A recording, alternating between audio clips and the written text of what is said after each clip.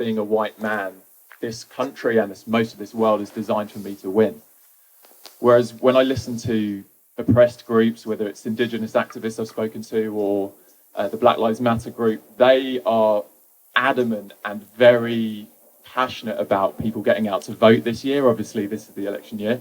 A lot of people I speak to in this community, and actually now I'm thinking about it, specifically white men, don't really even want to vote. And it's like, it hasn't seemed to be an important thing. And I'd love to hear your thoughts and wisdom on voting, especially in this upcoming election and the importance of it.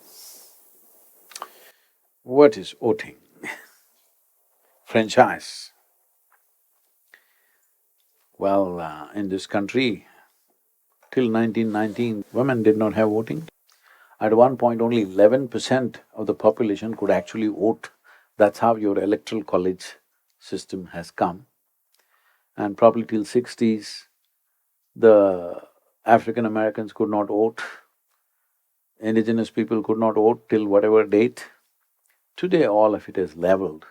In a way, at least in the eyes of law, everybody is equal, everybody has equal opportunity. This is very important.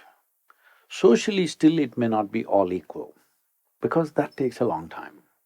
In every society, there are inequalities of various kinds.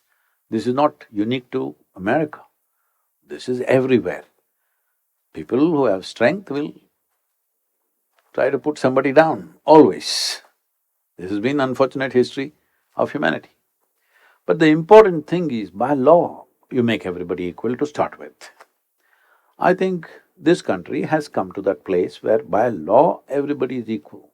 In enforcement, in social prejudice, there are still many things to be fixed. So once by law it is leveled, the most important aspect of a democratic society is that you have a franchise. You may be white, black, yellow or blue, you have only one vote, all right? Hello? You have only one vote. Because of your skin color or the size of your brain or because of your hairstyle, you don't get two, you get only one. So this must be exercised with utmost responsibility, because what democracy means is, in this country 4 years, in India it's 5 years, some places it's 6 years. Once in 4, 5 or 6 years, you can choose who should rule this country. People can choose. This is a never-before thing. In the history of humanity, till about 70, 80 years ago, no such thing existed, all right? Till 100 years ago, no such thing existed. What it means is, change of power can happen without bloodshed. Never ever has it happened. Change of power has never happened without bloodletting on the streets. It is only now this is possible. So when such a privilege is there in our hands, we must definitely get up and exercise that privilege with responsibility. What does it mean to exercise our privilege or right in a responsible manner? I see a very distressing tendency in this country, in India, it is happening almost everywhere in the world now. People have already identified to which party or to which something they belong. This is like tribal identity. So what you want is again a feudalistic way of governance. Already you are fixed. Whether they do good or bad, you will only vote for this person or this party or that party. This must go. Just a few months ago, when I spoke in a very prominent platform in India, I said, this process of political parties having membership must go. They should not be allowed to make membership. Because I am a member of this party, I am anyway going to vote for them, no matter what the hell they do. Every time when the opportunity comes, we must look from our own intelligence. We may not be perfect in our assessment, but today there's enough information what they have done in the last 4 years. So you must look from your intelligence, from your choices, and you must choose individually. That's why it's a secret ballot. But already you have declared, I'm this party or that party. What is the point of giving you a secret ballot? The idea of a secret ballot is, nobody should know who you voted for, so that tomorrow they don't become vengeful that you voted for the opposite party. But now everybody is declaring before the election who they're going to vote for. What kind of democracy is that? This is tribal nonsense. This is feudalistic way of living. So democracy means you don't have to say a word, you read up whatever is there, what have they done in the last 4 years, is this a good thing for this country, is this a bad thing from this country, you decide. This is your right, this is your privilege. You don't have to consult anybody, you decide. You may be right, you may be wrong, but that's democracy. Every time you pick a leader every 4 years, would you always pick the best leader? No. But it's your mistake, it's okay. It's all right. That is democratic process, it's not a perfect process, but it is the best thing we have found of all the other systems. Yes? Yes or no? It is the best thing we have found.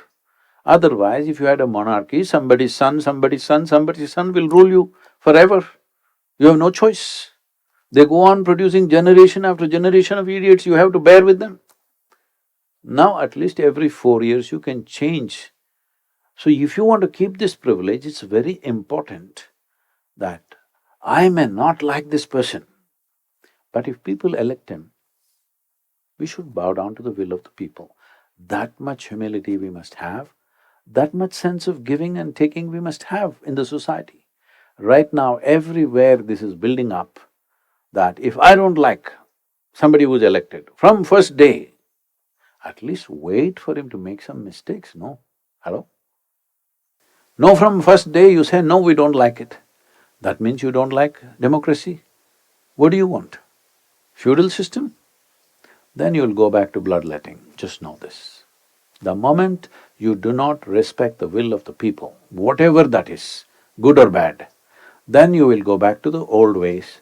Old ways is, when we want to change power, we will have to kill a few hundred or few thousand people, otherwise power will not change, isn't it?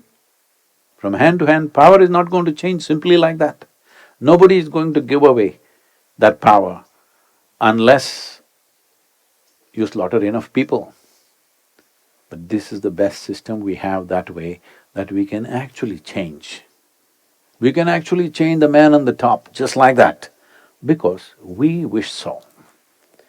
But if others wished otherwise, and they empowered somebody that you don't like, you must bow down and you must build your number for the next election, not protest this one. This is very important. Unfortunately, across the world, everybody is losing their sense of what is democracy, and everybody is crying, it must happen my way, otherwise we won't accept it. Everywhere in the world you hear the same voice. Somewhere we are getting tired of democracy, we want a monarchy, we want a theocracy, we want a feudal system. You don't know the pain of that. Let's not go back there, okay? Let's move forward. So it's very, very important that all of you must vote whatever you think is right. Do not go by family affiliations or your friends' affiliations, whatever. Personally, just take 15 minutes, I'm telling you, for yourself and your country. 15 minutes. Inform yourself what has happened in the last 4 years.